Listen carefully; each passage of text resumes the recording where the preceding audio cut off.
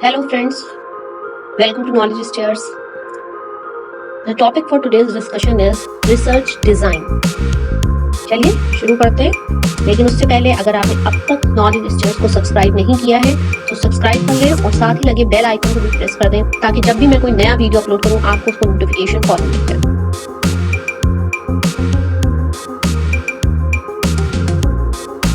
Research design किस चीज को, किस तरीके के बनाए हुए डिजाइन को हम रिसर्च डिजाइन कहेंगे, किस तरीके से बनाया जाता है, किस तरीके का डिजाइन होता है वो जिसे हम रिसर्च डिजाइन कहते हैं। तो रिसर्च डिजाइन क्या होता है? A research design is a conceptual structure with in which a research is conducted.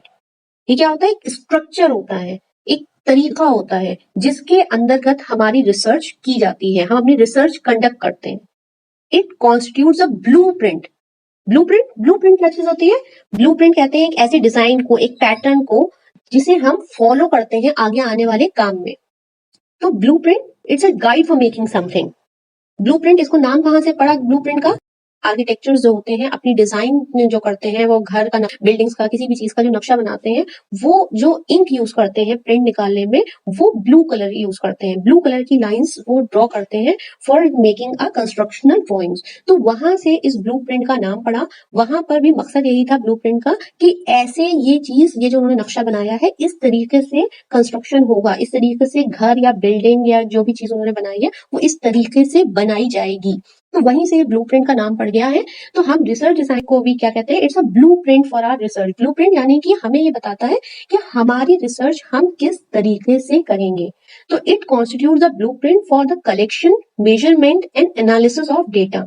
हमें ये बताता है कि कैसे हमें अपना डेटा कलेक्ट करना है, कैसे उसे टेबुलर फॉर्म में डालना है, फिर उसे कैसे हम मेजर करेंगे और फाइनली कैसे एनालाइज करके अपना कंक्लूजन निकालेंगे। एक डायरेक्शन बताता है हमें research design. It includes an outline, एक आउटलाइन हमें देता है हमारे वर्क की। It includes an outline of what the researcher will do from writing the hypothesis to the final analysis of data.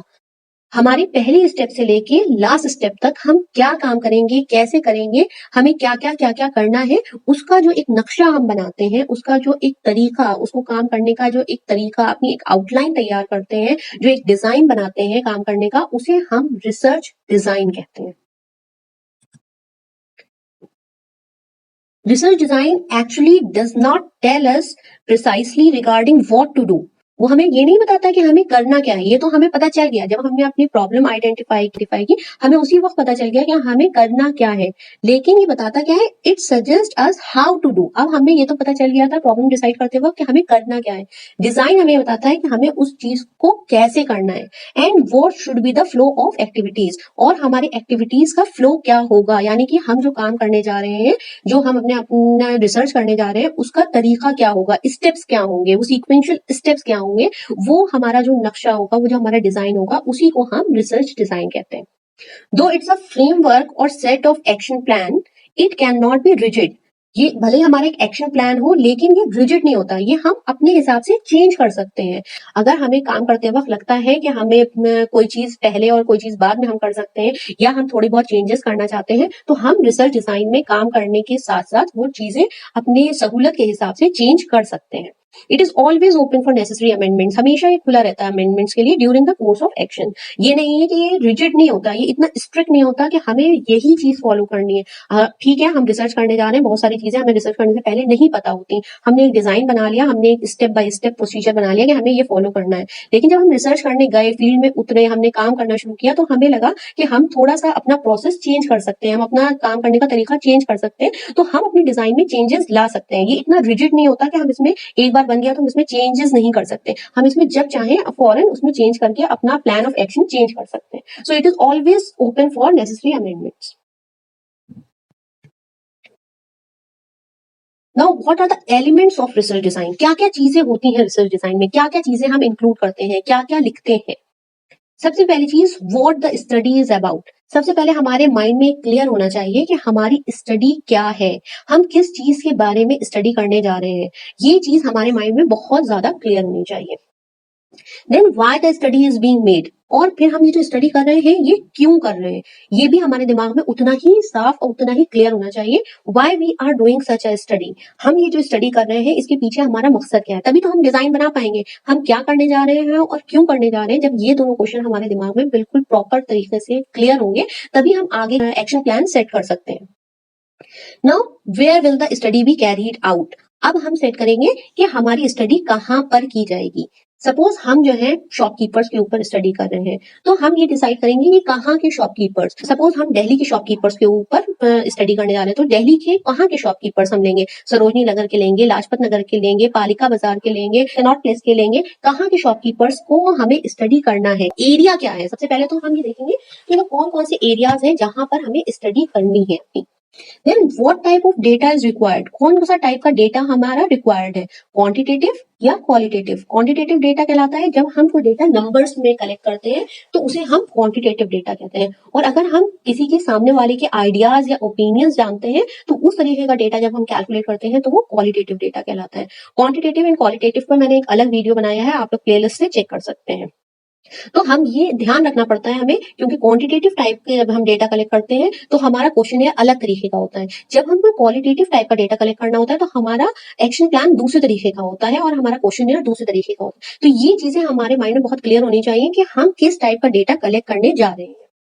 Then where can the required data be found, अब हमें जो required data है वो कहाँ पर मिलेगा। Area तो हमने बड़े बड़े एरिया तो आइडेंटिफाई कर लिए कि लाजपत नगर हो गया, सरोजनी नगर हो गया, कनॉट प्लेस हो गया, ये सारे मेन एरियाज तो हमने आइडेंटिफाई कर लिए, लेकिन उसमें ये तो भी तो बहुत बड़ा एरिया है, हर एरिया अपने आप में एक बहुत बड़ा स्पेस लिए हुए है, तो हम उसमें भी फिर पर्टिकुलरली और कंसाइज करेंगे कि हमें जो एक्चुअल डेटा चाहिए, जिन शॉपकीपर्स के बारे में डेटा चाहिए वो हमें कहाँ से मिलेगा, वो कौन कौन सी शॉप्स हैं, वो किस टाइप की शॉप्स हैं। सपोज हम गारमेंट्स की शॉप गारमेंट के शॉपकीपर्स पे इंटरव्यू करने जा रहे हैं, तो वो कौन कौन सी गारमेंट की शॉप्स हैं जिनसे हमें जाके इंटरव्यू करना है। सपोज हम जो फुटवेयर के ऊपर कोई रिसर्च करने जा रहे हैं, तो वो कौन कौन से फुटवेयर शॉप्स हैं जो जिनके के पास जाकर हमें अपना डेटा कलेक्ट करना है। What periods of time will the study include, अब हमें यह भी अपने रिसर्च डिजाइन में प्रॉपरली मेंशन करना है कि कितना टाइम लगेगा हमारी स्टडी को पूरा होने में।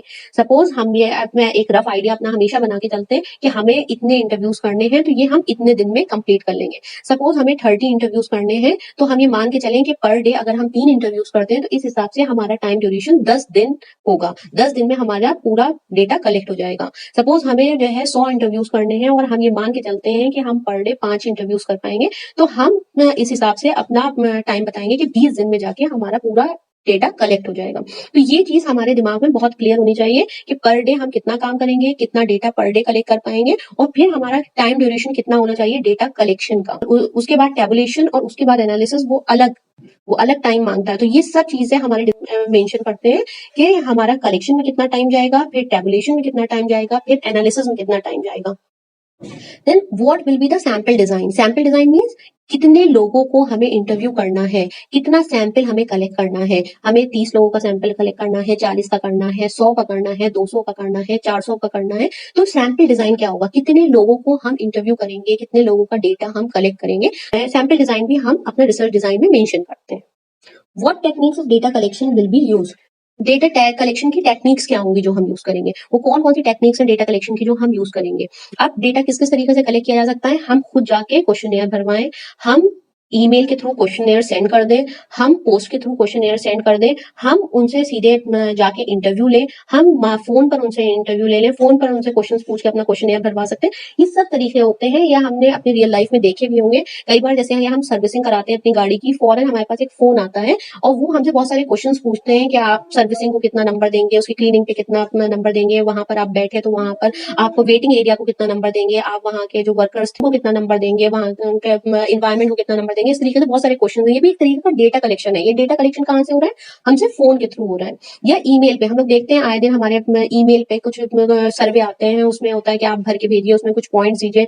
या सपोज हम कहीं किसी मॉल जाते हैं शॉपिंग करने, कई बार वहां पर लोग खड़े रहते हैं कुछ फॉर्म हाथ में लिए हुए, किसी पर्टिकुलर प्रोडक्ट के बारे में वो हमसे क्वेश्चन पूछते हैं और कहते हैं कि प्लीज हमें 5 मिनट टाइम निकाल के फॉर्म भर दीजिए और अपना फीडबैक दीजिए कि पर्टिकुलर प्रोडक्ट आप जो खरीद रहे हैं उसको आप कैसा समझते हैं। या हम रेस्टोरेंट जाते हैं, रेस्टोरेंट्स में खाना खाने के बाद हमारे पास एक फॉर्म भरने के लिए आता होता है कि हम उसे कितना नंबर देना चाहते हैं। अब अलग अलग तरीके के क्वेश्चन होते हैं कि खाना कैसा लगा, सर्विस कैसी लगी, वेटिंग टाइम कैसा लगा, एनवायरमेंट कैसा लगा। तो ये सारे तरीके हैं डेटा कलेक्ट करने के। तो कब आप डेटा कलेक्ट करेंगे, कैसे करेंगे, ईमेल के थ्रू करेंगे, खुद पर्सनली जाके मिलेंगे, फोन के थ्रू करेंगे, क्या तरीका होगा जिसके थ्रू हमें अपना डेटा कलेक्ट करना है।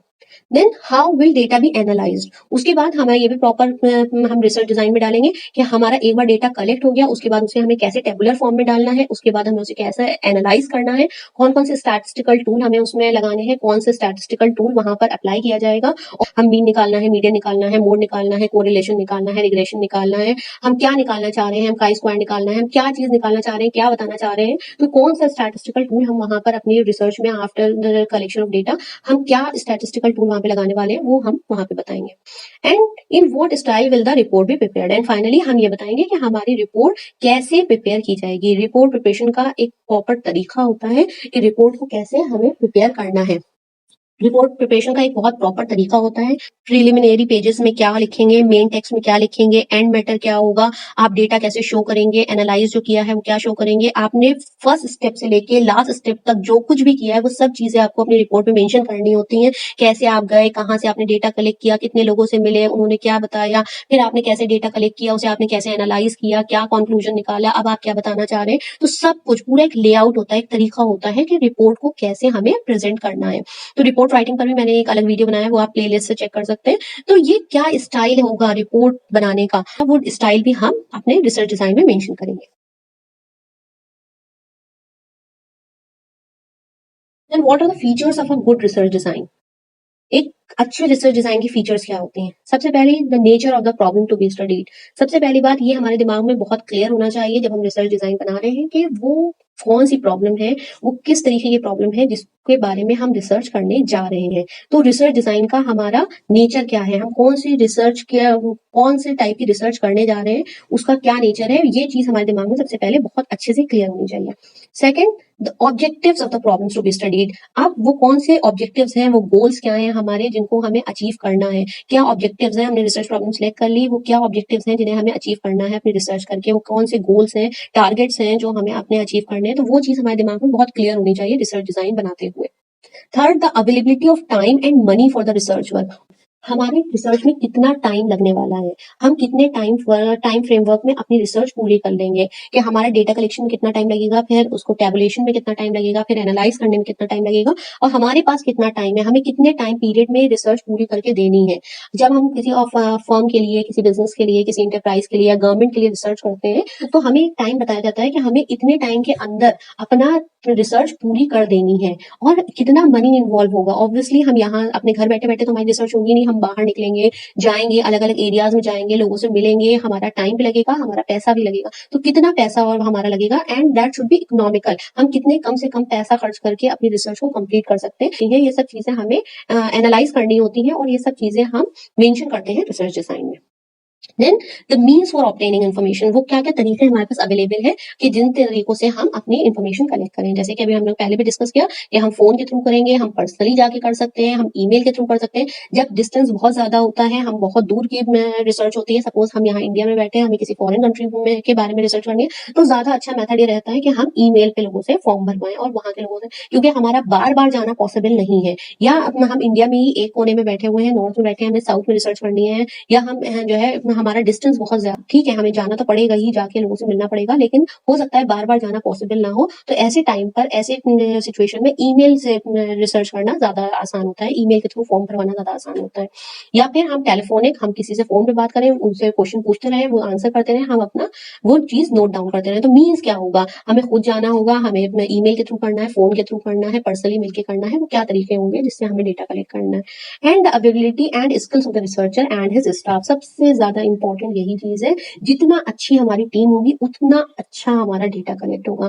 रिसर्च हमारी है, समझ हम रहे हैं, प्रॉब्लम को हम समझ रहे हैं, तो हमें अपनी टीम मेंबर्स भी ऐसे सिलेक्ट करने चाहिए जो हमारी प्रॉब्लम को उतना ही समझें, जिन्हें उस प्रॉब्लम के बारे में उतनी ही नॉलेज हो, तभी वो हमारा डेटा प्रॉपरली कलेक्ट कर पाएंगे। तो जितनी अच्छी हमारी टीम होगी, जितने अच्छे हमारे टीम मेंबर्स को नॉलेज होगी हमारे प्रॉब्लम के बारे में, उतना ही अच्छा डेटा कलेक्ट होकर हमारे पास आएगा।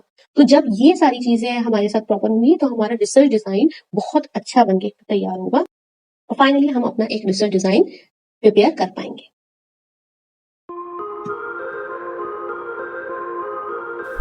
तो दोस्तों कैसा लगा आपको आज का वीडियो, कमेंट सेक्शन में ज़रूर लिख के बताएं। और अगर आप किसी स्पेसिफिक टॉपिक पे चाहते हैं कि मैं वीडियो बनाऊं तो प्लीज़ उसके बारे में भी ज़रूर लिखें। वीडियो को लाइक करें, अपने दोस्तों के साथ शेयर करें और नॉलेज स्टेयर्स को सब्सक्राइब करना ना भूलें।